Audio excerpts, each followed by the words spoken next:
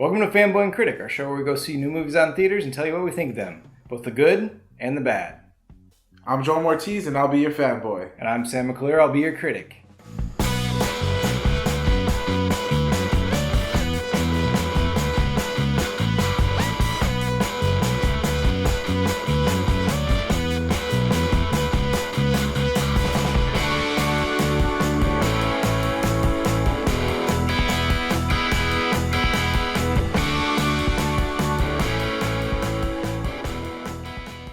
This week on Fanboy Critic, we got to watch King Arthur, Legend of the Sword, directed by Guy Ritchie, starring a lot of people, actually, more people than I thought. Jude Law, Charlie Hunnam, Aidan Gillen, Jaman Hisu, Eric Bana was in it. There's a lot of A-list actors in it, and they didn't really advertise that.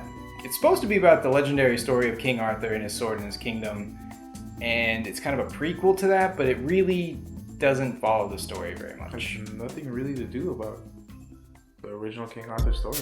Jay, this is your time to be the fanboy and tell us everything Guy Ritchie and his team and Charlie Hunnam did right with this movie. I think what they did right with this movie is bring something new to the table. I mean, they really just used the characters and the name of King Arthur, but it was a completely different story from what we really know. And from the effects to the storyline, I think it was really good storytelling. It was really awesome. Everything was great about the movie. I feel like, yes, bringing a fresh take to a movie is good, but they just felt like a rip-off of the name and story of King Arthur, where they took it and they just used it for their own purposes. Okay. I think they had a story in mind already, and they're just like, well, if we call it King Arthur, more people will go see it.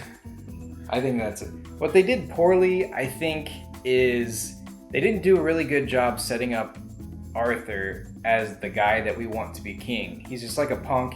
He doesn't fight for most of the movie. He's just like, I don't want to fight, I want to talk. And it's not in like a diplomatic way.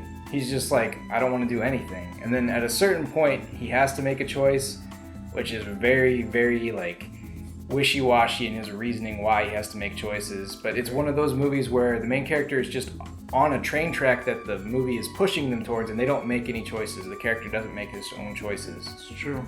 Yeah, I mean, the first act of the movie, it's kind of too slow for me. But I mean, the second act, when all the action actually comes along. All right, fanboy, go convince the critics out there why they want to see this movie, why it's a good idea to spend their $15, $20 to go see this movie. Spend that $15 and $30 on that popcorn to go watch this movie just because it's a different take on King Arthur. It has nothing to do, I feel like, with the book and previous, shows or movies they've made about it. It's a lot more different. It's a lot more exciting. It's a good take, and I loved it. So you weren't gonna throw the special effects in there like you do every week? The special effects were bomb, yo. No, the first time ever. It was good. I know the special effects were good. Yeah, but I was actually into the story this time. Okay. Fanboys, here's why you won't like this movie. There's not that much action. The action scenes, they cut away from everything important happening, so it's like an implied action, which really undercuts every single fight scene. They don't really use all that many of their A-list actors. Charlie Hunnam's not that great. He played himself. I feel like it wasn't anything special. And it really has nothing to do with the original King Arthur. So if you're wanting to see this and be like, I'm into the King Arthur lore, and this really had nothing to do with that. So it's just a movie that stole his name to make more money. I agree. That's true. All right, so if you're gonna rate this from our scale, from love to anger, what do you give this? I think I'm gonna say I'd probably watch it again. I liked it that much, I'd probably watch it again. So you're at a like? I'm at a like. Okay. I'm a like. I'll give it that. It's probably because I fell asleep for a little bit of the movie, so I do want to go watch it again. The beginning is kind of slow. Yeah. It's a little slow, and it doesn't really set up Arthur the way it should be. Overall, though, I was kind of entertained by this. I'm actually going to meet you at like.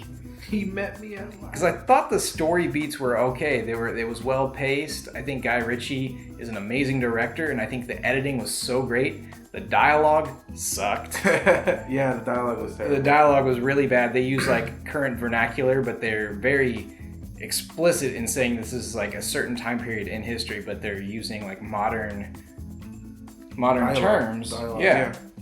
and they just it just feels really off and weird. So it's not perfect, but I did in the end enjoy the story. That's how I felt. And I had to really set aside my idea of what King Arthur is, which is based on my, reading about King Arthur. There are many different types of lore, but there are very specific ones that are considered like basically canon.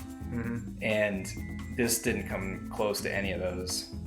But it was something different, and we both liked it. So check it out. All right, Fanboys and Critics, make sure you like, subscribe, comment below. Let me know what you thought about our review and the movie.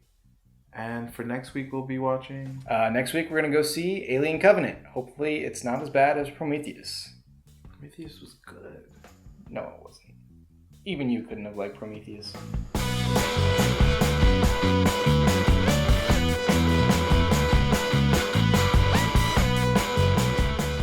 The